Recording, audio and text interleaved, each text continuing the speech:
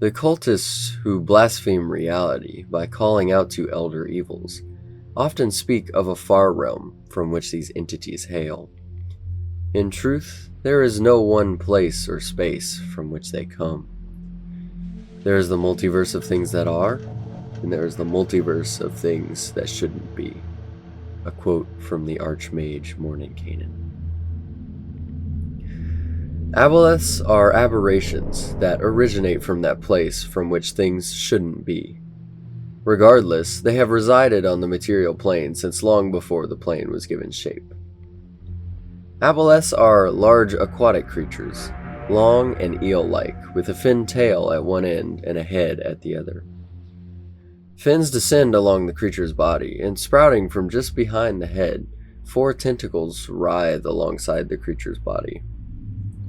While on land, Aboleths use these tentacles to drag themselves along the ground. Their mouths are lamprey-like, with rows of serrated teeth. Some Aboleths were known to be 20 feet in length, usually having a mass of about 6,500 pounds. The oldest of Aboleths, however, could be found at lengths of 40 feet or longer.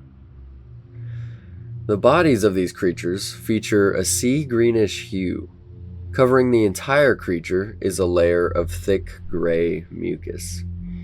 This mucus is secreted from a number of blue-black orifices found along the undersides of the creature. On a regular aboleth, there are 4 of these orifices, 2 along each flank. An aboleth uses these orifices to speak, smell, and breathe. The foul mucus secreted from these orifices is how the aboleth breathes, taking in water through the orifices and then spitting it back out in the form of the gray mucus that covers the creature's body. If out of the water for too long, an aboleth's membranous skin will begin to dry out. Once fully dry, the membrane becomes tough and waterproof, preserving the insides of the aboleth. This does not cause death to the aboleth, however. Instead, the creature enters a state of suspended animation, known to aboleths as long dreaming. While in this state, the aboleth is aware of its surroundings, being able to hear and see, but having no sense of smell or touch. Successfully piercing the skin in this state would cause the aboleth to bleed to death as the liquid insides of the aboleth begin to pour out. But left untouched, the aboleth could remain in this state forever, consigned to a fate considered by aboleths to be far worse than death. The mucus that aboleths' bodies are covered in is said to be very dangerous to touch. Touching it could cause you to be either diseased or cursed, depending on the addition that you're using. Symptoms of this curse include your skin becoming translucent and slimy, not being able to regain hit points unless underwater, and being able to breathe underwater. In Legacy and earlier editions, this symptom meant that you could only breathe underwater and would begin to suffocate outside of water. While outside of water, you would take 1d12 acid damage every 10 minutes unless moisture is applied to your skin. In Legacy and earlier editions, this condition was deemed a disease and could be healed by a disease-curing spell of 6th level or higher. But in the current stats, it is instead a curse, which I guess technically makes it easier to get rid of, since now you only require a 3rd level remove curse spell. In Legacy, the effect of only being able to breathe underwater would only be applied if you were within 5 feet of the aboleth, or if you hit the aboleth with a melee attack, and the rest of the effects would be applied if you were hit with a tentacle. In the current stats, however, all these effects, except for only being able to breathe underwater, happen to you if you are within 5 feet of the aboleth at the end of the aboleth's turn. An aboleth's head is large, with a set of 3 eyes stacked upon each other, allowing the aboleth to see in darkness up to 120 feet. Inside this head is the creature's enormous brain. The brain itself accounts for nearly 1/5 of the creature's mass. This brain is so large and powerful that an aboleth needs 2 hearts, one for the rest of the body, and one just for the brain. The regular heart pumps regular red-colored blood, while the brain heart pumps purple-colored blood, saturating the brain with some kind of mysterious enzyme. It is likely that this enzyme has something to do with the Aboleth's psionic abilities. These psionic abilities that the Aboleth have range from telepathy to reading minds and even domination over a creature's will. Specifically, when an Aboleth uses its telepathy, it is able to learn a creature's greatest desires. The Aboleth will then use this information to attempt to enslave a creature, turning it into one of its servitors. Aboleths have also been known to possess other psionic abilities, such as being able to cast psychically damaging illusions like phantasmal force within their lair. This was something they could do in Legacy, and older editions like 3.5 gave you a bunch of different options that an Aboleth could have. These options range from additional psionic abilities to additional things that you could do with their mucus. Another thing that an Aboleth could do in Legacy is manipulate pools of water within its lair, having them lash out at creatures. And so I would probably be very free with what I would give to my Aboleths in terms of psychic abilities. They are very powerful scions. And so I would, if I want my Aboleth to have the ability to cast telekinesis, I would probably allow that. If I wanted my Aboleth to be able to cast Dream even, that could be kind of an interesting little thing. So pretty much just I would be free giving my Aboleths any kind of psychic powers within reason. Just being able to flavor the Aboleth in any way where they would be able to manipulate the water within their lair sounds like a pretty neat idea as well. Perhaps one of the most powerful psychic abilities an Aboleth has at its disposal is the ability to project an image of itself. And it does so by using the Project Image spell. So, Project Image is a 7th level illusion spell. It takes an action to cast. It has a range of 500 miles. And it has concentration up to 1 day. You create an illusory copy of yourself that lasts for the duration. The copy can appear at any location within range that you have seen before, regardless of intervening obstacles. The illusion looks and sounds like you, but it is intangible. If the illusion takes any damage, it disappears and the spell ends. You can see through the illusion's eyes and hear through its ears as if you were in its space. As a magic action, you can move it up to 60 feet and make it gesture, speak, and behave in whatever way you choose. It mimics your mannerisms perfectly. Physical interaction with the image reveals it to be illusory, since things can pass through it. A creature that takes the study action to examine the image can determine that it is an illusion with a successful investigation check against your spell save DC. If a creature discerns the illusion for what it is, the creature can see through the image and any noise it makes sounds hollow to the creature. The Aboleth basically creates an exact intangible copy of itself. Aboleths also have the additional ability of being able to use its telepathy from the location of the image. And so an Aboleth would be able to use this to remotely determine a creature's greatest desires. The main goal an Aboleth has in using this ability is either to distract prey, leading them into an ambush, trying to get them to waste resources on the image, making them believe that this is the real Aboleth, or to enslave a creature. One of the greatest powerful abilities an Aboleth has is the ability to enslave creatures, or to dominate. Aboleths have this power to completely control a creature, and usually have multiple creatures enslaved to their will at once. There's potentially no limit to the amount of servitors a powerful Aboleth could have. Aboleths surround themselves with many servitors enslaved to their will. These servitors can range from everyday commoners to powerful spellcasters to influential nobles. These servitors tend to the Aboleths' needs, such as taking care of treasure, running errands, and anything else the Aboleth might need at any given time. It might even be so inclined to eat one of its servitors, depending on the mood it's in. Aboleths see their servitors as the place at which all beings should be. They believe they are the supreme beings of this plane, greater than the gods, and they know this to be true because they were there before the gods. Eons ago, before the gods, there were the Aboleths. Before the age of the gods, the world was a primordial soup. A primordial soup that the Aboleths took control of. They formed massive ancient empires and sprawling underwater cities before the gods rose out of the land dwellers. The gods slew the Aboleths, toppled their empires, beginning the age of the gods.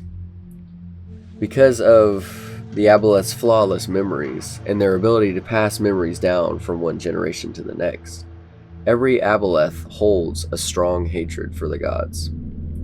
They plot and wait for the gods' downfall.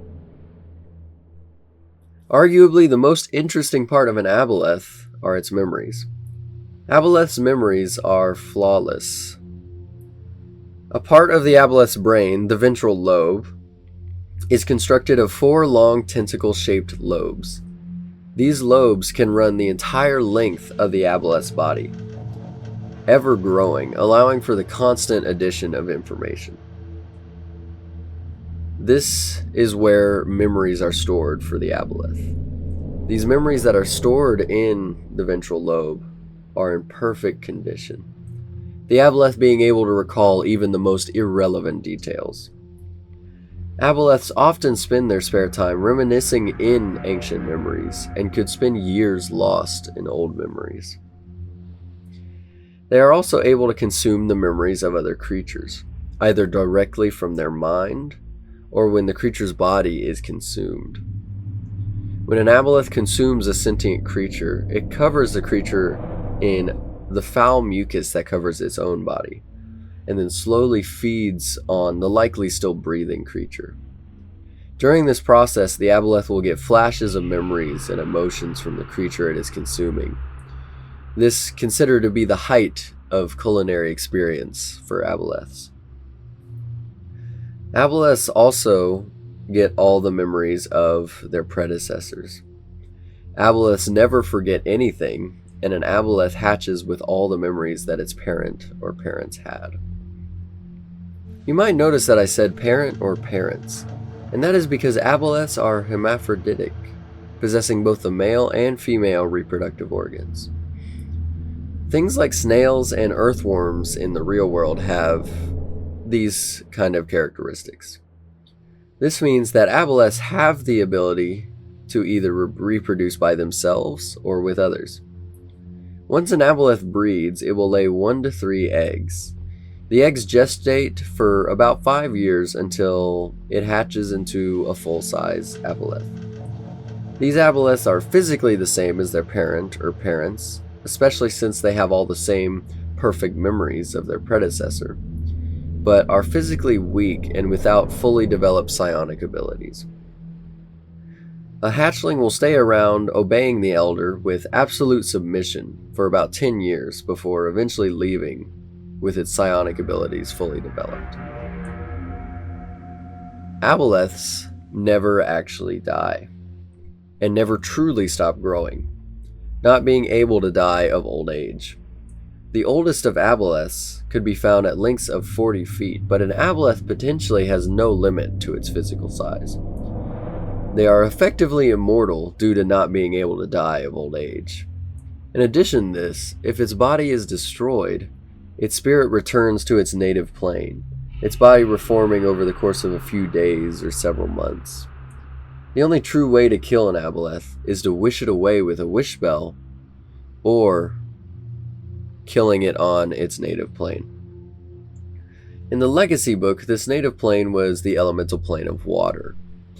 In the current monster manual, it instead reforms in the Far Realm or a location of the DM's choice. Aboleths find their homes underwater and in the Underdark.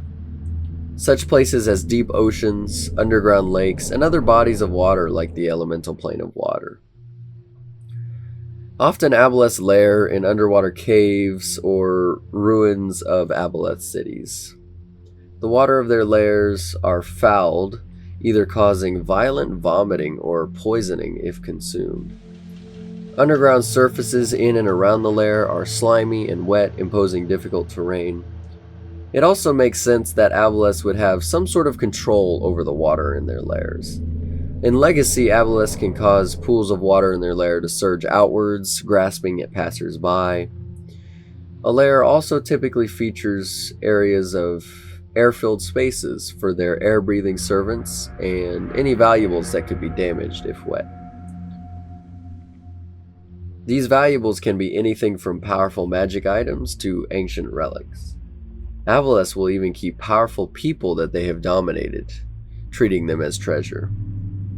Aboleths themselves are cruel, but also extremely intelligent, possessing vast wealths of knowledge, but they do know their limits. They are basically useless out of water, having a movement speed of only 10 feet on land. Aboleths are extremely selfish and know that they were some of the first beings to exist. This is one of the reasons they are often very entitled and hold a special hatred for land dwellers. Aboleths also fear next to nothing because they only fear the unknown, and due to their flawless memories, they know everything. The only thing they don't know or remember are the Mind Flayers. Of every race and being, they have knowledge of what it is and when and where it came from. But of the origin of Mind Flayers, they have no idea. And that is what terrifies them. Aboleths are somewhat reclusive creatures, at least between their own kind, but sometimes Aboleths would get together in groups called broods, who were ruled by who they called overseers. These broods usually had many servitors, just as any one Aboleth would have. Aboleths worship no thing and no body. They were there before the gods, and they will be there after the gods. Why worship beings as fragile as that?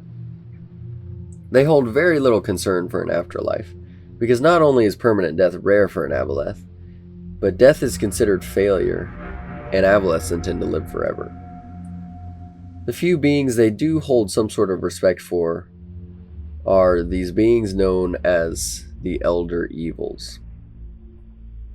One of these Elder Evils, Piscathses, otherwise known as a Blood Queen, is said to be the progenitor of the Aboleths, spawned from her blood as she passed through the material plane. There are a few other Elder Evils that Aboleths are commonly associated with. Elder Evils such as Balothamog, him who watches from beyond the stars, Halashnir, the hunger below, Shothatug, eater of worlds, and Yachak, the violent flame. Although Aboleths despise the divine, on occasions Aboleths will make an alliance with deities for the benefits divine magic can impart. This is just about as close as an Aboleth will ever come to worshipping any being. Aboleths are typically drawn to such dark gods as Ganadar and Tharizdun. And so now I want to go over the stat block of the Aboleth, because sometimes lore and the actual statistics that the monster has in-game don't always perfectly line up. And so Aboleths are large aberrations who are typically lawful evil. They have the amphibious trait, obviously, the Eldritch Restoration, which allows them to form a new body after they're killed in the Far Realm or another location. They have legendary resistances, 3 per day, or 4 if they're in their lair, which you probably won't really see an Aboleth anywhere but their lair. Then they have the Mucus Cloud, and so this is kind of where the lore mixes with the actual stats. Basically, as long as you're within 5 feet of the Aboleth at the end of the Aboleth's turn, you make a saving throw. If you fail, you're cursed. And this curse makes your skin become slimy, gives you the ability to breathe air and water, and you can only regain hit points if you're underwater. This curse also makes it so that if your body is outside of water, you will take acid damage at the end of every 10 minutes until moisture is applied to your skin. And this is 1d12 acid damage. The Aboleth has probing telepathy. It's got the telepathy out to 120 feet. And so while communicating with a creature through telepathy, the Aboleth learns the creature's greatest desires. In terms of actions, the Aboleth has a multi-attack, 2 tentacle attacks, and then it gets to use either Consume Memories or Dominate Mind. The tentacle attack basically just does some bludgeoning damage and grapples the creature. But the Consume Memories, it's an intelligence save, 1 creature within 30 feet, and the creature needs to be charmed or grappled. If it fails, it takes psychic damage. Success, half that psychic damage. But if the creature dies from the psychic damage, regardless of a failure or a success, if it's reduced to 0 hit points, the Aboleth consumes the memories. Then it has Dominate Mind, Wisdom saving throw, creature within 30 feet. If it fails, the creature is charmed until the Aboleth dies or the Aboleth is on a different plane of existence. While charmed, the target acts as an ally, and while the creature is within 60 feet of the Aboleth can have complete control over it, like a puppeteer with its puppet. The Aboleth can also communicate telepathically with this creature over any distance. The target will repeat this save whenever it takes damage, as well as every 24 hours it spends at least 1 mile away from the Aboleth. If it succeeds, it ends this effect on itself on a success. And so it also has legendary actions, normally 3 or 4 if it's in the lair. It can either make a tentacle attack or use Consume Memories and gain some hit points when it does so. And so probably what I would do with an Aboleth is try to keep the players close to it, right? Because it's got that mucus cloud that's emanating 5 feet from it. And so it could just be trying to grab people with its tentacle so that it can either dominate or consume memories. I would probably attempt to dominate one of the players, probably honestly before it even gets to the Aboleth, using its projected image. But I would try to dominate one of the players because it only has 2 Dominate Mind abilities.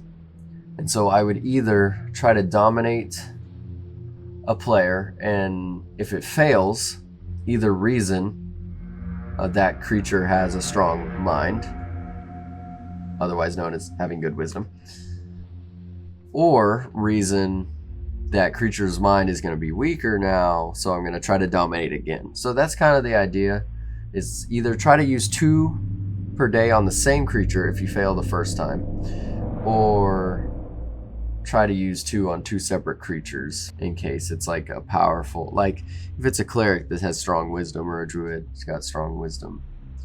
But definitely try to enslave at least one of the players.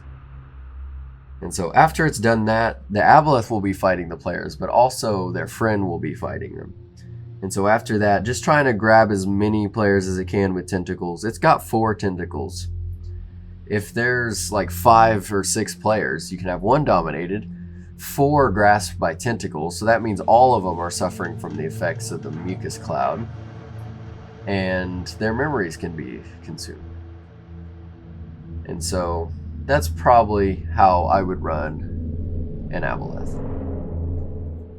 And so that is hopefully everything you need to know about Aboleths and how to run an Aboleth. And so I hopefully will see you next time.